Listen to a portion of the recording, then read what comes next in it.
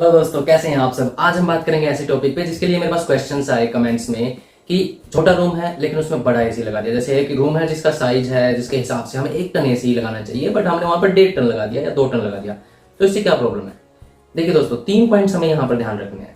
Number 1 तो हमें initial cost AC की, यानी कि 1 टन का एसी है वो सस्ता आता है, 1.5 टन का थोड़ा सा महंगा आता है और 2 टन का उससे महंगा आता है। एक कॉमन सी बात है और आई थिंक सबको पता है इसका।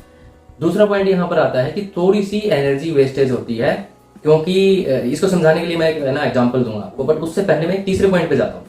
तीसरा पॉइंट हमारा यहाँ पर है कि सैंक्शन लोड कितना है आपका, जो इलेक्ट्रिक कनेक्शन है। जैसे मैं नॉर्मली बात करूँ 1 BHK 2 BHK टाइप से, अगर हमारे पास फ्लैट है 3 BHK है, तो हर फ्लैट का या फिर एक बड़ा विला है या फिर जो भी है उसके लिए ना सैंक्शन लोड होता है। यानी कि इलेक्ट्रिक कनेक्शन जो हमारा है उसमें मान लीजिए 2 वाट का या फिर 2 किलोवाट का या फिर आपका 3 किलोवाट का 5 किलोवाट का ऐसे सैंक्शन लोड होता है। यानी कि उसके हिसाब से जो इलेक्ट्रिक वायर है वो डलती है, जो मेन लाइन आपकी आती है, ठीक है। मीटर्स वगैरह उस हिसाब से लगते हैं। तो मान लीजिए आपका है 2 BHK के 2 रूम्स हैं और एक हॉल है, और आपका सैंक्शन लोड यहाँ पर है 4 किलोवाट का, ठीक है। आपका हॉल भी बहुत ज्यादा बड़ा नहीं है, मान लीजिए साइज छोटा ही है, और आपका जो रूम्स है वो भी ज्यादा बड़े नहीं है, मान लीजिए 10 बाई 10 टाइप के रूम है। अब इसमें आइडियली होना क्या चाहिए कि आपको 1 टन का एसी लगाना चाहिए 10 बाई 10 के रूम में आइडियली, जो कि काम कर जाता है बहुत अच्छे से। दूसरे रूम में भी 1 टन का एसी लगा लेंगे, और तीसरा आपका जो हॉल बैठता है उसमें भी अगर आप एसी लगाते हैं तो उसमें आप मैक्सिमम 1.5 टन पे जा सकते हैं। नहीं तो अगर 2 रूम्स में एसी है तो हॉल में भी आप 1 टन का लगा सकते हैं, वो भी चल जाएगा अगर हॉल ज्यादा बड़ा नहीं है तो।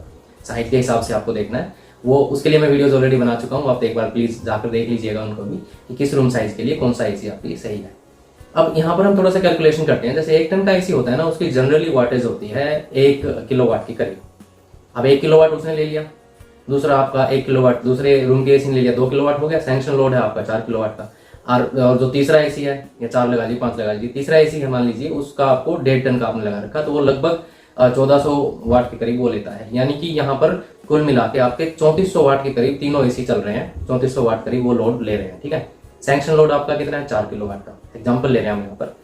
अब बाकी भी चीजें चलेंगी, फ्रिज भी चल रहा होगा आपका, और आपका पानी की मोटर भी चलती होगी। अगर वो नहीं है तो मान लीजिए नॉर्मली आपका बाकी छोटे मोटे अप्लायंसेज, इलेक्ट्रिसिटी, फैंस वगैरह कुछ भी है वो सब भी चलते हैं, ठीक है। तो ऐसी सिचुएशन में नहीं जाना हमें कि हम अननेसेसरीली 1.5 टन के एसी अगर यहाँ पर लगा दें घर में, दोनों रूम्स में 1.5 टन के, यानी कि लगभग 2800 वाट का वो आपके एसी हो गए। एक और हॉल में 1.5 टन का और 1400 वाट ये हो गए, यानी कि लगभग 4200 वाट का ये कंजम्पशन आपकी हो गई। अब 4.2 किलोवाट ये हो गया, सैंक्शन लोड कितना है 4 वाट का, तो आपने इसको एक्सीड कर दिया ऑलरेडी। तो नंबर 1 कैलकुलेशन आप उसको कीजिए, नंबर 3 पॉइंट जो मैं बता रहा था, एक कैलकुलेशन आप वो देखिए कि आपकी सैंक्शन लोड कितना, वाटेज कितनी है, उस हिसाब से आप एसी पर जाइए। अगर आपका रूम छोटा है तो छोटा ही एसी लीजिए, क्यों उन्हें लोड बढ़ाना है वहां पर। नंबर 2 जो मैं आपको एग्जाम्पल दे रहा था ना, एक कि आपका अगर मान लीजिए एक रूम है जिसमें 1 टन का एसी लगना चाहिए था, बट आपने वहां पर 1.5 टन का एसी लगा दिया। अब उससे हो क्या रहा है, इसको समझने के लिए हम एक छोटा सा एग्जाम्पल लेते हैं, क्योंकि मैं कोशिश करता हूँ कि बिल्कुल देशी हिसाब से आपको समझाऊं चीजों को। मान लीजिए आपकी घर के ऊपर पानी की टंकी है और उसमें से एक मोटा पाइप आप लाके और बड़ी टैप लगा देते हैं, ठीक है, जो कि कंसीडर कर लीजिए 1.5 टन का एसी है। अब यहाँ पर एक छोटा डिब्बा, छोटा मग 1 लीटर का आपको भरना है उस टैप के नीचे लगाकर पानी से। ये छोटा डिब्बा लगा लीजिए आपका 10 बाई 10 का रूम है। अब जैसे आपने टैप खोली, क्योंकि बड़ी टैप है, मोटा पाइप है, टैप खोली, एकदम धम से उसमें पानी गिरेगा, पानी एकदम वो डिब्बा भर जाएगा, थोड़ा ओवरफ्लो भी होगा ही होगा, आप कंट्रोल नहीं कर पाओगे उसको।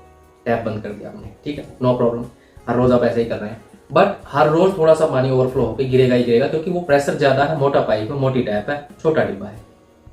सेम चीज एसी के केस में क्या होगी कि 1.5 टन का एसी है। 1.5 टन का एसी सिंपल सा, मैंने आपको जैसे लेमन लैंग्वेज में मेरे प्रीवियस वीडियोस में भी समझाया था कि 1 टन का एसी को समझने के लिए मान लीजिए कि 1 किलो हीट को, गर्म हवा को अंदर लेकर 1 किलो गर्म ठंडी हवा को वापस भेज देता है। 1.5 टन का एसी क्या करता है? 1.5 किलो गर्म हवा को लेकर 1.5 किलो ठंडी हवा को रूम में भेज देता है, इस तरह से कूलिंग करता है। यानी कि 1.5 टन का एसी एक बार में 1.5 किलो हवा को पुश कर रहा है, मान लीजिए हर मिनट में 1.5 टन हवा पुश कर रहा है। अब आपने सेट कर रखा टेम्परेचर 25 टेम्परेचर थर्मामीटर ने देखा कि अचीव हो गया, लेकिन वो 1.5 किलो पुश किया जा रहा है ना, एकदम से तो रोक नहीं देगा। अब 1.5 किलो पुश हो रही है हवा, उस मोमेंट पे कहीं ना कहीं आपका मिनिमल एनर्जी लॉस जरूर होता है, मिनिमल एनर्जी लॉस जरूर होता है। क्यों? क्योंकि वो सेंस करेगा, कंप्रेसर को बंद करेगा उस दौरान, क्योंकि वहां पर पुश ज्यादा है, गर्म हवा लेने का, ठंडी हवा देने का पुश ज्यादा है, यानी कि टैप खोली तो प्रेशर ज्यादा है, आपका डिब्बा छलकेगा। सेम वे यहाँ पर एनर्जी छलकेगी, यानी एनर्जी लॉस होगा है।